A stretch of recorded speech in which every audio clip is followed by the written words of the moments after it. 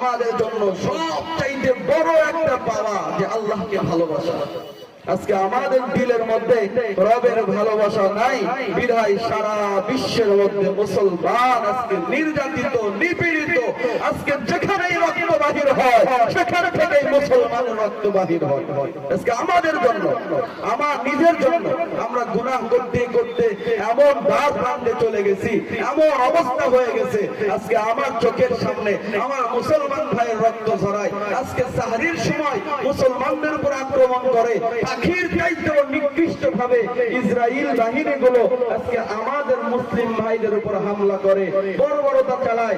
একমাত্র দুর্বল আমাদের, যে আমার সঙ্গে রবের সম্পর্ক নাই। যদি আমার সঙ্গে রবের সম্পর্ক ঠিক থাকতো, খোদার কসম ওদেরকে হত্যা করার জন্য পুরো পৃথিবী মধ্য আরব পর্যন্ত দরকার হতো না।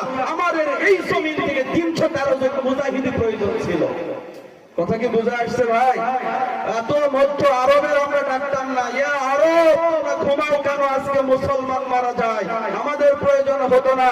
আমরা মধ্যপ্রাচ্যের দেশকে ডাকতাম না, তোমাদের এত শক্তি আছে, আজকে তোমরা ফিলিস্তিনি মুসলমানের পাশে দাঁড়াও, আমরা ডাকতাম না।